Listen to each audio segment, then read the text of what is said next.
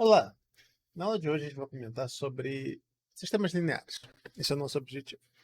Bom, vou começar só fazendo uma breve revisão. Eu acho que essa altura todo mundo já passou pelo curso de álgebra linear, é um pré-requisito desse curso, também do curso de cálculo em geral. Você já tem uma noção do que são sistemas, de como que eles aparecem e de métodos para resolver. Eu só quero fazer alguns comentários. Em termos de cálculo numérico, regras como o método de Cramer para resolver sistemas de equações, ele não é recomendado. Por quê? Bom, cálculo da regra de Cramer envolve você calcular determinantes. Se você quer resolver um sistema n por n, você precisaria calcular um número enorme de determinantes para conseguir resolver. Qualquer operação que envolva o cálculo de determinantes, o determinante é uma... Quantas operações são necessárias para você calcular um determinante? Bom, se você tem ordem 2, você vai ter que fazer ABCD. Você vai ter que pegar o A vezes o B vezes o C. E depois subtrair. Então, você tem 4 produtos. Ou melhor, 2 produtos. Uma só.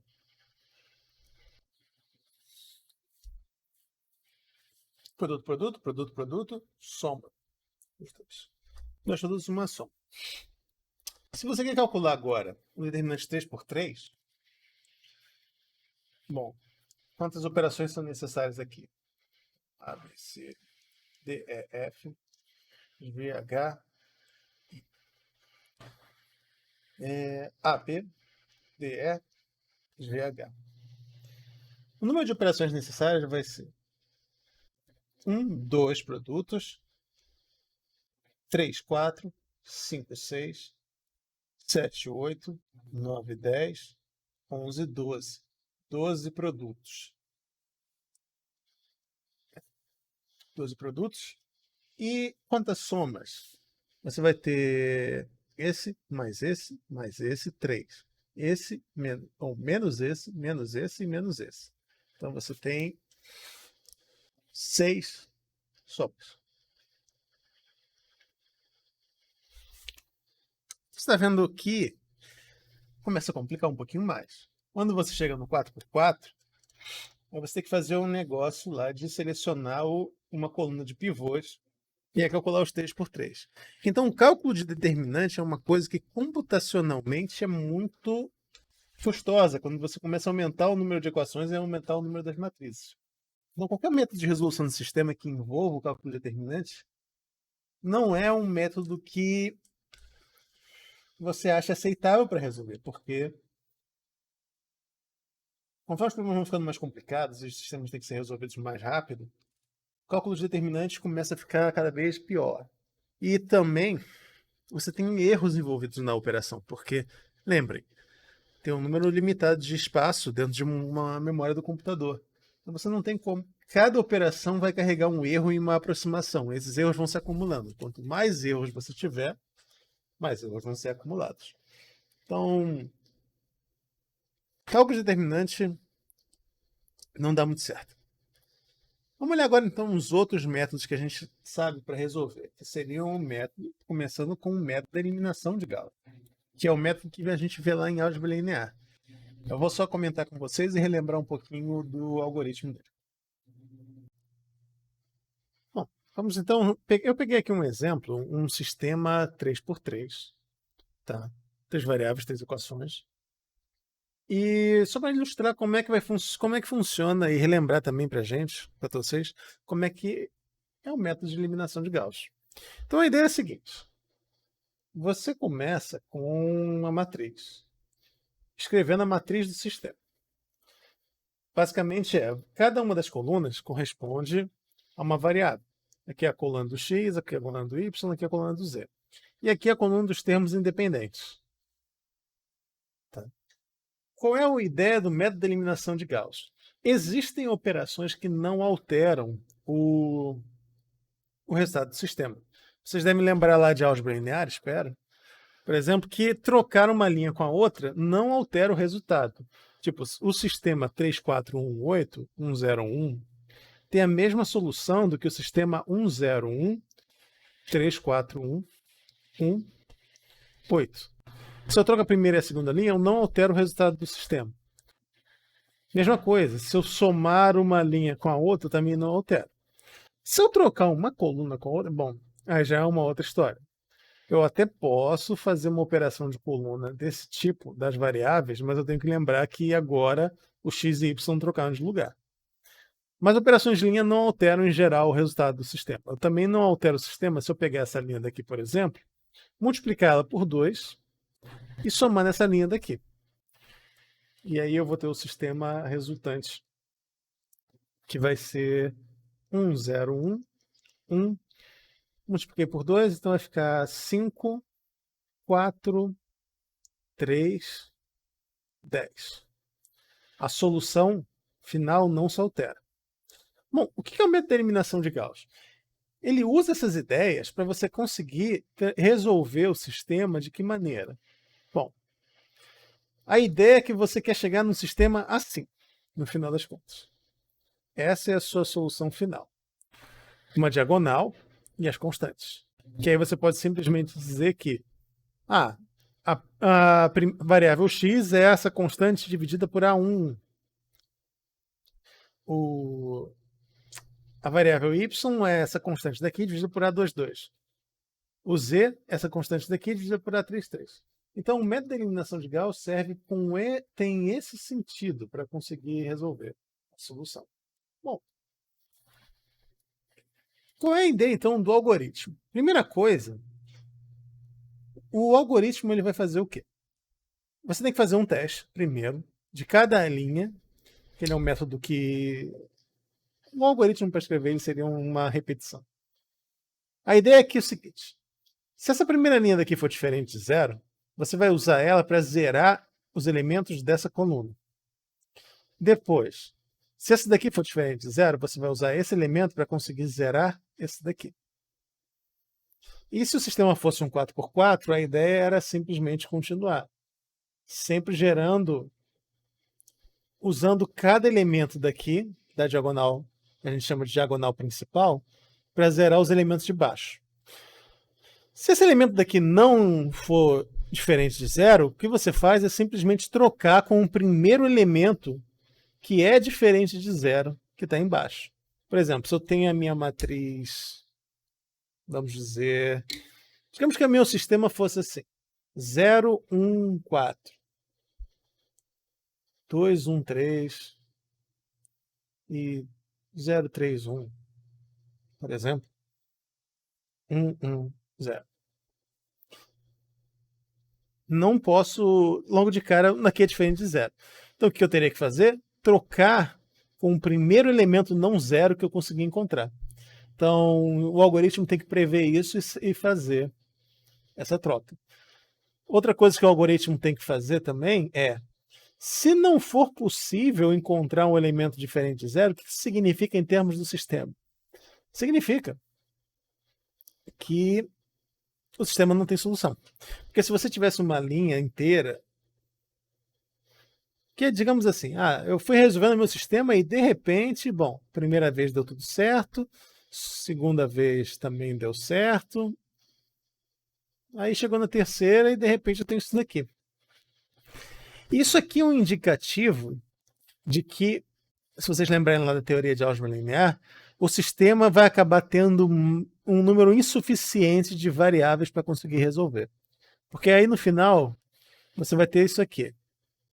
Você vai ter uma constante aqui para o z, uma outra constante aqui para o z, podem não ser a mesma constante, e aí você vai ter duas situações. Primeira situação, essas equações aqui são inconsistentes. Significa que o z vai ser igual a uma coisa primeiro e depois o z vai ser outra coisa segundo. Quer dizer que não tem solução. Segunda, essas equações daqui são múltiplas uma da outra. Isso também é um problema porque significa que o sistema tem infinitas soluções.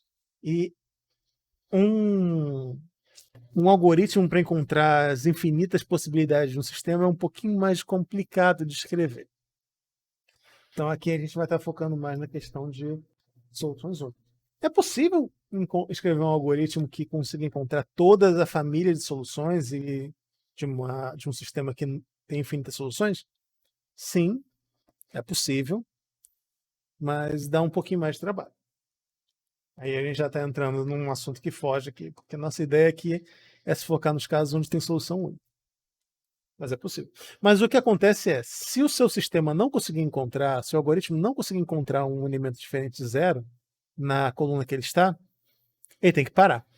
Porque não existe um pivô, significa que vai ter infinitas soluções ou nenhuma solução. Você pode até tentar pensar num jeito do programa determinar se vai ter infinitas ou zero. Mas é mais um desafio, porque não é uma coisa tão simples assim. Tá. Bom, beleza. Então, o primeiro passo do programa é esse: conseguir fazer que o pivô, ou seja, o elemento da diagonal principal, seja não nulo. E aí, qual é a ideia? A ideia é, depois que você conseguiu identificar e conseguiu fazer que seu pivô seja diferente de zero, o que você vai ter que fazer é, você vai pegar uma linha e vai somar com a linha de baixo. Porque lembra, isso não altera o resultado. Mas você vai multiplicar por qual constante? A constante que você vai ter que multiplicar vai ser a constante para zerar essa de baixo. Ou seja, menos A21 sobre A11. Multiplicando por isso, essa linha inteira daqui, você vai zerar a primeira entrada, porque a primeira entrada vai ser o quê? A11 vezes A21 sobre A11. Quando você multiplica e soma, dá zero. E mesma coisa na linha de baixo. A linha de baixo você vai pegar A31, A11. De modo geral, a constante que você vai trabalhar depende de qual ponto você está. Ele vai ser a NN no algoritmo, menos, e aí você vai pegar o correspondente, que seria um A, mesma coluna, e um M, onde o M varia de N até o final. Então, na hora de escrever o algoritmo, ficaria assim. Tá, então, essa é a ideia da implementação. Depois que você conseguiu chegar aqui, qual é o processo de retorno? O processo de retorno agora é fazer isso de cima para baixo. Você vai usar agora esse cara daqui para zerar todo mundo que está na coluna de cima. Você vai usar esse cara daqui para zerar quem está aqui. E aí, finalmente, você consegue reduzir para esse daqui. E essas operações vão todas mudando as constantes. Eu coloquei aqui a mesma letra, foi uma escolha meio infeliz da minha parte. Porque essas constantes estão todas alterando em cada passo. É justamente isso que leva na solução. Certo? Bom, isso aí todo mundo já viu em álgebra linear, aqui foi mais ou menos uma repetição. Eu deixo como um... Eu acho que eu já deixei antes como exercício numa outra aula para vocês pensarem no algoritmo, mas talvez agora mais difícil. Se a gente ainda não conseguir, se vocês ainda não conseguirem, bom, depois eu jogo lá no Siga o algoritmo que eu escrevi. Mas lembre, para você iniciar acessar uma posição numa matriz, a sintaxe seria essa daqui. Eu vou colocar lá depois um guia de sintaxe para o Octavio. Bom, qual é o problema desse método da eliminação de Gauss? Por que a gente não usa simplesmente ele? Porque ele sempre vai dar uma solução, se a solução for única. A gente esbarra numa versão reduzida do problema do determinante. Esse método, embora ele seja rápido, ele não é tão rápido assim. Porque olha só, o número de operações que eu tenho que fazer de produtos é quantos? Que um computador teria que fazer. Cada linha, um sistema para ter solução única, ele precisa ter o mesmo número de linhas e colunas, o mesmo número de variáveis e o mesmo número de equações. Então seria n por n. Cada operação de eliminação, ele vai ter quantas operações que vão ter que ser feitas? A linha 1 vai ter que pegar elementos de 3 colunas diferentes e somar com 2 colunas. A linha 2 vai pegar elementos de 3 colunas de novo, mas vai somar com uma linha aqui no final. A ordem de complexidade desse cara, embora seja menor, e aqui de novo. Então teria que dobrar por 2 o número de operações. Cada conta que você faz aqui é uma de linha, é um produto para cada elemento e depois uma soma para cada elemento.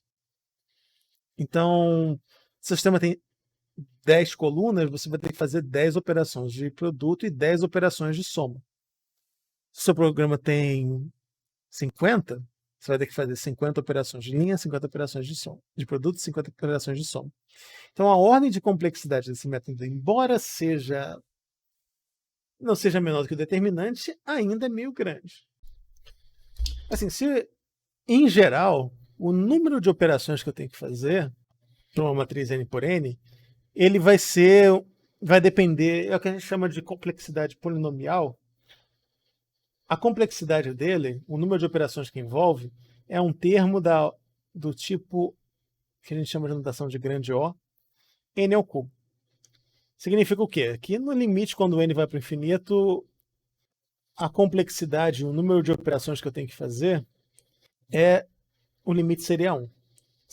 Significa que ele é uma constante, na verdade.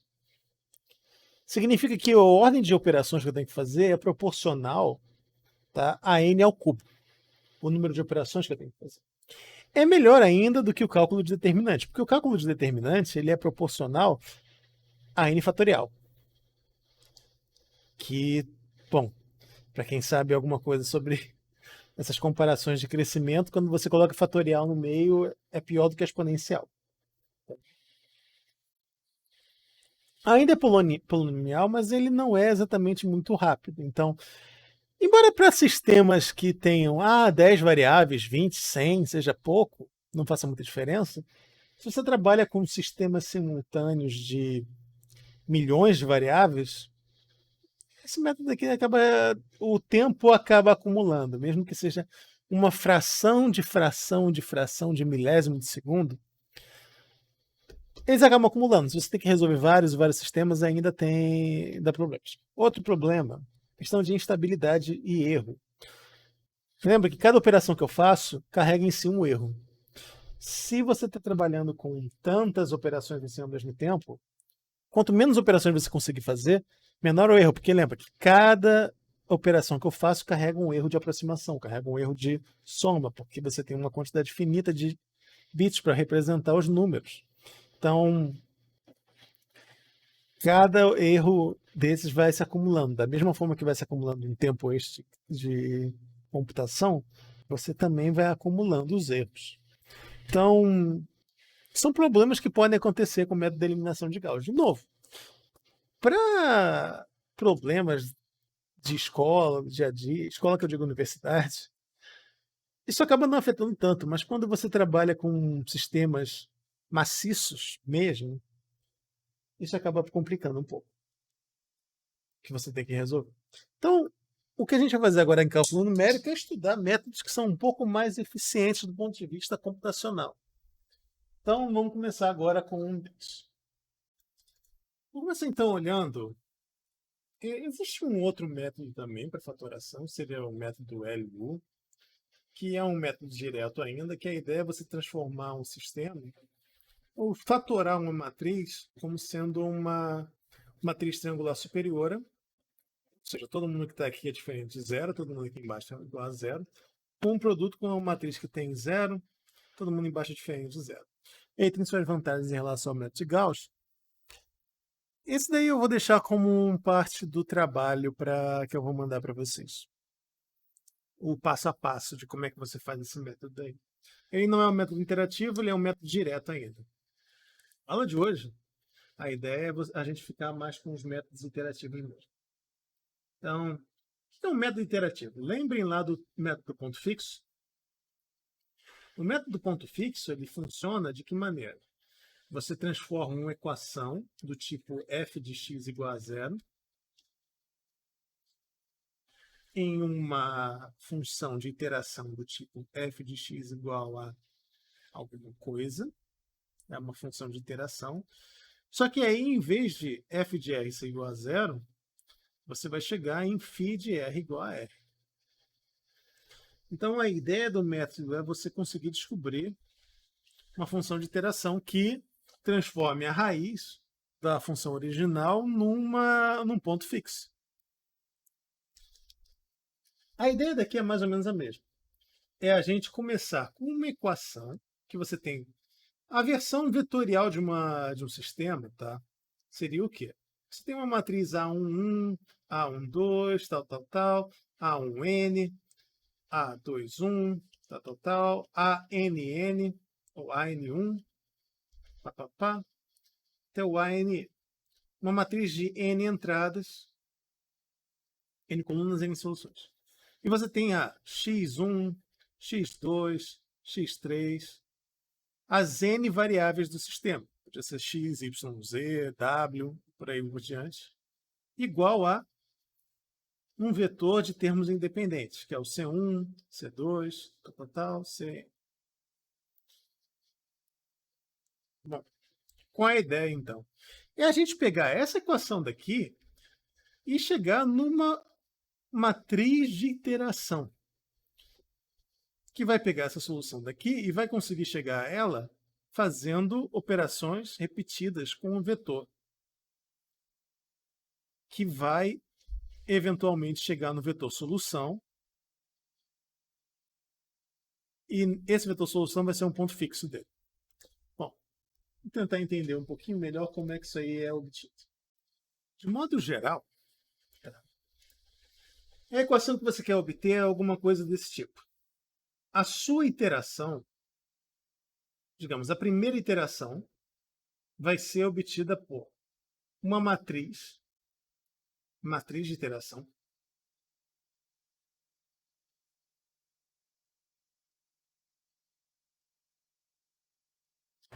que vai ser multiplicada com a sua aproximação inicial, produto de matrizes com vetor, e somada com um termo constante, que eu não sei ainda, vai depender do C1 até o CN. Então, e a ideia é que isso aqui vai continuar sendo aplicado. Você aplicou x0 nessa matriz de iteração, somou o vetor. Então, esse daqui seria o papel da função de iteração. x0. E aí você vai. Mais o g, φ de x1. E você vai repetindo até que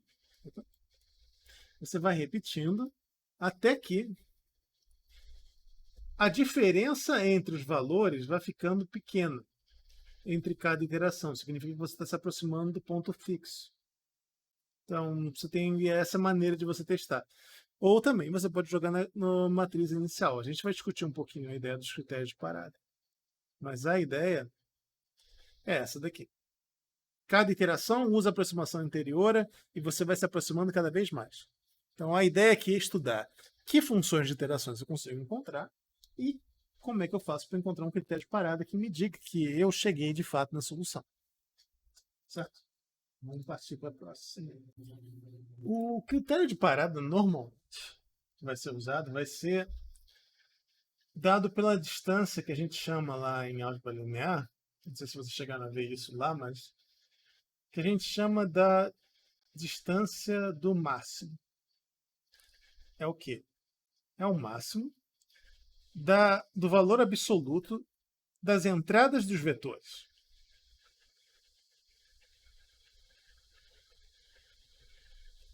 Onde o n vai variando de 1 até o n. Ou seja, você vai pegar cada uma das entradas e você vai testar e ver se isso daqui é pequeno o suficiente. Então, o critério de parada seria o quê? Você vai pegar o vetor da iteração n, que você está calculando, e você vai subtrair com o vetor da interação anterior, e você vai verificar se isso daqui já está menor do que o seu erro. A gente usa essa maneira para medir o tamanho de vetores, por quê? Porque nem sempre. Então, só para também mencionar, um algoritmo tem que ter um jeito de salvar as iterações anteriores para poder comparar com a próxima para servir como critério de parada. Mas por que a gente usa essa norma do máximo? Porque é a maneira mais eficiente de você medir o tamanho de um vetor. É você medindo qual é a diferença desde coordenada a coordenada. Nota que quando você tem valores muito pequenos ou muito grandes, esse talvez você não seja a melhor maneira de você medir. Então, nesse caso, uma forma de você conseguir contornar esse problema é você pegar também e vai fazer o erro relativo. Se você está trabalhando com valores que são muito pequenos ou muito grandes, você pode também normalizar eles, dividindo pelo valor absoluto das iterações. Ou seja, a mesma norma que você usa ali em cima, você usa para um vetor sozinho e divide para tornar o valor, seria o erro relativo. Então você pode usar um como critério de parada ou o outro dependendo se o seu problema, qual é a sua necessidade ali, se você está trabalhando com uma escala microscópica ou não. Então, essas seriam as opções de critério de parada. Claro que, como todo método iterativo também, é sempre bom, eu acho que vocês devem ter percebido isso quando fizeram lá o método ponto fixo, é sempre bom colocar como critério de parada também o número máximo de iterações. Uma expressão do tipo if um contador chega a 100 iterações, coloca um break aqui, porque se chegou em 100 interações, alguma coisa está errada, ou algum problema no programa. Então é bom sempre ter um contador em parada para você poder ver e ver o que deu errado no seu sistema ou no algoritmo e tal. Sempre bom colocar também. Mas o critério de parada dele seria esse daqui, a distância de uma iteração com a iteração próxima. Agora eu vou começar com o método iterativo de Gauss-Jacobi, que é uma modificação desse nome porque está relacionado um pouquinho com a ideia do método de Gauss também.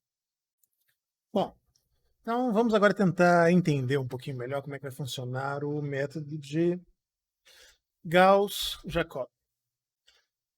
Então a ideia, como sempre, é passar por uma função de iteração. A gente vai sair do... A gente sai da equação na sua forma normal, padrão, matricial, e quer chegar numa equação desse tipo, que vai servir como uma função de iteração, mesmo esquema do que o método ponto fixo. Então, como a gente vai fazer isso? Bom, a gente começa com a matriz A, que é a matriz A11, A22, tal, ANN, e A12, A13, A1N. Ficou mal desenhado aqui, porque elas tinham que ser uma matriz quadrada, então só fazendo um pequeno reajuste. ANN e até o AN1. Você começa então com essa matriz A e você faz o seguinte, tá? Eu quero isolar o X. Eu vou usar umas propriedades distributivas e da matriz. Eu começo então separando ela numa soma. Eu vou pegar aqui a matriz diagonal dela. Ou seja, todo mundo é zero, todo mundo é zero. Eu vou isolar a matriz diagonal. Para manter a igualdade, se eu tirei a matriz diagonal, o que tem que ter? Eu tenho que ter uma matriz que vai ser todo o resto, só que zeros aqui. A1, 2, A1, 3, A1N. A diagonal principal inteira é composta de zero, então até A1, até AN-1, N.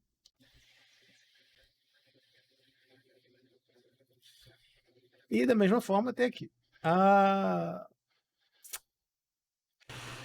AN, isso. AN1 até AN, N-1. Ou seja, eu simplesmente extraí a matriz diagonal. Então eu vou chamar essas matrizes aqui de... Chama essa matriz aqui de D, a matriz diagonal, e essa matriz aqui de... Eu ia falar quase C, mas é que não é exatamente o C ainda. Vou chamar essa matriz aqui de U. Tá? D e U.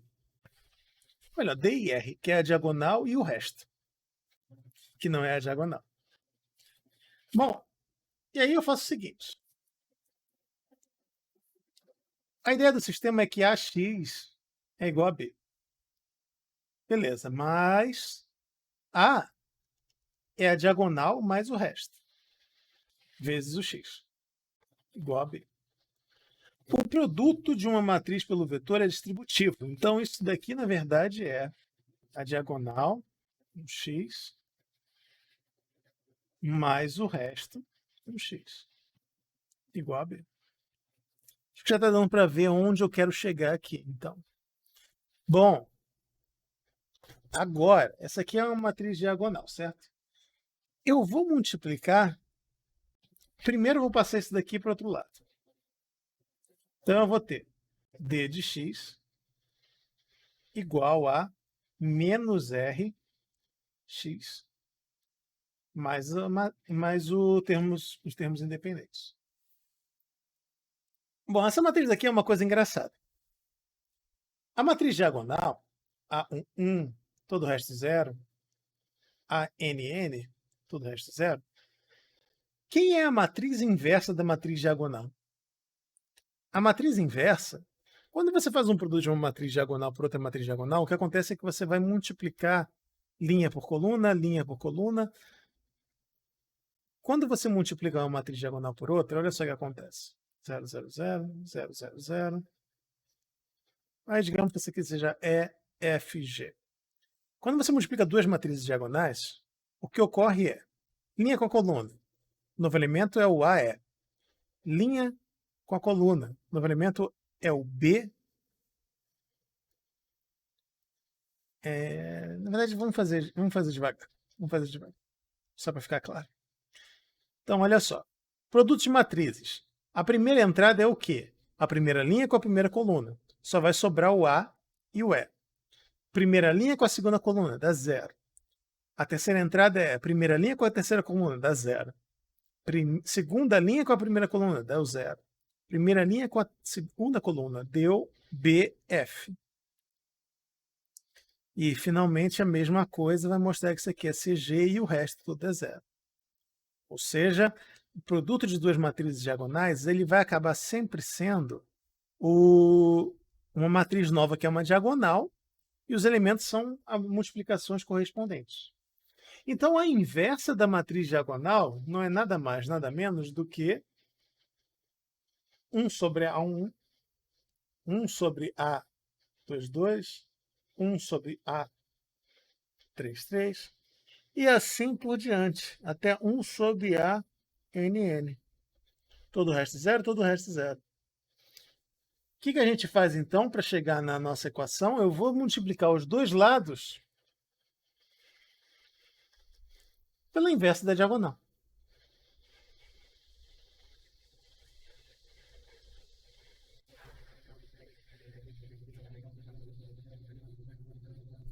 E pronto. Essa aqui é o meu C. E esse daqui seria o G.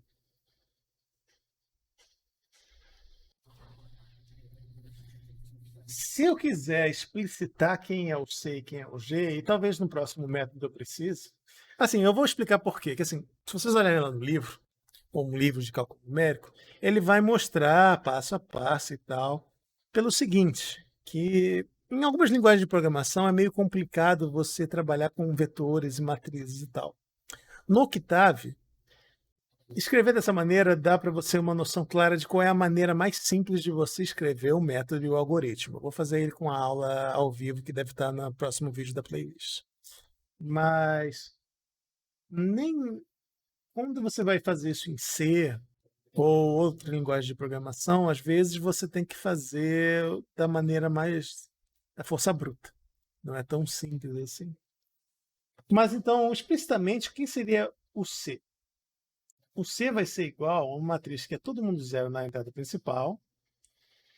Só que aí você vai ter o quê? Quando você faz o produto da diagonal com a linha, diagonal com a linha, diagonal com a linha, diagonal com a linha. Então, deixa eu escrever explicitamente. Então eu tenho aqui o quê? Menos 1 sobre A11, menos 1 sobre A22, menos 1 sobre ANN. Todo o resto zero, todo o resto zero. E a matriz R dos restos é 0, tal, 0, A1, 2, A1, 3, tal, A1N, tal. E A2, 1, A2, AN1. E assim por diante. Quando eu faço o produto dessas matrizes, o que acontece? Linha com a coluna, deu 0. linha com a coluna. Como todo mundo aqui é zero, a única coisa que vai acontecer é esse cara multiplicado por esse cara daqui. Mesma coisa quando eu fizer para a terceira linha. Só vou ter esse produto daqui com esse daqui. Então, a matriz resultante, na verdade, ele vai ser... A primeira linha vai ser inteira multiplicada pelo elemento da diagonal principal. Então, vai ficar menos A12 sobre A11. Menos A13 sobre A11. Total até menos A1N sobre A11. E aqui embaixo vai repetir o processo. 0, linha, 0, coluna. Então, você vai ter... A sua primeira entrada vai ser A21 sobre, ou menos, A22. 0, menos A23 sobre A22. E você vai repetindo. Até você chegar numa matriz que seria essencialmente a matriz dos restos, cada linha dividida pelo elemento correspondente ali da diagonal, e uma diagonal principal dela de zeros. Acho que está mais ou menos claro. Espero. Como é que vai ser a cara dessa matriz. Tá. Então essa aqui seria a matriz a matriz C, que eu estava procurando. Menos A31 sobre A33, que tal? Menos AN1 sobre ANN. 3 pontinhos. Então essa seria a cara da matriz. Então, todo mundo seria basicamente a matriz C. Só que aí eu vou dividir a primeira linha por esse elemento daqui, dividir a segunda linha por esse elemento, e assim por diante. Essa é a cara da nova matriz. E essa vai ser a matriz C do método de iteração. E o G, quem é o G? Ele vai ser simplesmente o vetor. G vai ser o vetor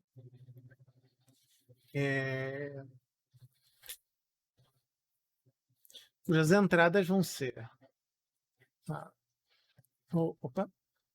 Vai ser o C1, o menos C1 sobre A11, menos C2 sobre A22, até o menos CN sobre ANN.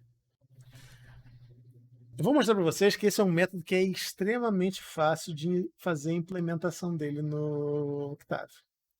Tá? Vamos agora conversar um pouquinho sobre a convergência desse método. Como é que eu garanto que iterações sucessivas desse método, por exemplo, eu vou colocar um chute inicial aqui, um x0. Como é que eu garanto que, de fato, isso vai convergir para a solução do meu sistema original? A primeira coisa que é mais ou menos óbvia é a seguinte. Uma solução do sistema original, ele vai ser primeira coisa de verificação para a ideia do ponto fixo. Eu tenho que verificar se uma solução desse sistema, ela vai ser um ponto fixo desse método? Sim, e pelo jeito que eu escolhi, tá? Se aqui for um x0 que é solução, esse desenvolvimento que eu fiz aqui da conta mostra pra gente que, no fato, eu só reescrevi. A solução original foi parar aqui. Então, tudo isso foi só manipulação. Eu assumi que valia aqui o x0 e fui levando o x0 e fazendo as contas. Agora, a pergunta é, por que se eu começar de um chute, tá? Se eu pegar um C e um outro x que não é necessariamente o x0, mas ele é um chute que eu peguei, como é que eu sei que as operações sucessivas dele eventualmente vão chegar no x0, que era a raiz original? Bom, isso aí vai ter um critério para a gente decidir. Bom, o que seria então um critério de convergência para esse método? Eu coloquei aqui, tá, a ideia. O que vai garantir a convergência do método de Gauss-Jacobi é esse teste daqui. Ele basicamente analisa que condições você tem para garantir que o método vai convergir. E a condição é Você vai para cada linha da matriz lá da matriz de iteração, você vai definir um alfa. Um alfa 2 até um alfa n. Esse alfa é o composto pelo quê? É a soma dos módulos das entradas dessa linha. Se o maior de todas essas somas for menor do que 1, então o método converge para qualquer aproximação inicial que você pegar. Não importa qual ela seja, eventualmente as iterações vão convergir para a solução procurada. Então isso é o critério. Bom, o que você faz se a sua matriz não estiver satisfazendo isso? Você meio que vai ter que tentar adaptar ela um pouquinho. Mas o que acontece é o seguinte: essa critério daqui ele diz para gente que de fato converge, mas não quer dizer que se ele não satisfazer isso, ele não converge. Então, às vezes você vai ter que fazer tipo uma modificação. Por exemplo, suponha que a matriz do seu sistema seja, no caso, 1, 5, 4, tá? 2, 1, 5, 3, na verdade, desculpa. 1, 5, 3, 2, 0.5 e 1. E vamos dizer, esse último aqui ele seja 1, 1 e 10. Tá. Então, olha só. Cada alfa correspondente das linhas vai ser dado pelo quê? Ele é o somatório dos elementos daqui. Se você olhar para aquela expressão, os alfa, a gente conseguiu aqueles alfa pela matriz da iteração. Só que, olha só, eles são simplesmente os elementos da linha, excluindo os da diagonal principal. Então, ele vai ser 5 sobre 1 mais 3 sobre 1. Automaticamente já deu maior do que 1. Mesma coisa aqui. 2 dividido por meio é 4. 1 dividido por meio, 2. Esse daqui deu certo, que é 1 sobre 10 mais 1 sobre 10. Então, essa diagonal principal não serviu muito. Então a gente vai ter que fazer meio que um pivoteamento. Lembra que troca de linha por colunas não altera o seu resultado do sistema. Então a gente pode trocar essa com essa, e aí a gente vai ficar com 2, meio, 1, 1, 5, 3, 1, 1, 10. E aí o meu novo alfa 1, nesse caso, seria 0,5 sobre 2, que vai dar 0,25, mais meio. Então esse daqui dá menor do que 1. Meu alfa 2 também. Meu alfa 2 vai ser 1 quinto mais 3 sobre 5. Também deu menor do que 1. Mesma coisa com o alfa 3. O alfa 3 não mudou, 1 sobre 10, mais 1 sobre 10. Então, quando a sua matriz não está satisfazendo esse critério, o que você tem que fazer é tentar trabalhar ela para ver se você consegue fazer. Nem sempre é possível. Tá? Outro ponto importante para lembrar, para mencionar também, e esse daí vai ter um exercício também trabalhando isso, é que esse critério ele é suficiente. Se ele acontece, converge. Mas não quer dizer que seja impossível conseguir a convergência quando ele não é satisfeito. Tem um exemplo na lista que eu estou fazendo para vocês entregarem que trabalha justamente essa questão, para vocês testarem. Bom, no próximo vídeo eu vou fazer ele ao vivo. Na verdade, agora que eu estou terminando o vídeo, já vai começar daqui a pouquinho. E nesse vídeo eu vou fazer a gravação do exemplo e do algoritmo do Gauss-Jacobi. Então, vai ter uns exemplos lá, ele vai ter o próximo da playlist. Então, até a próxima.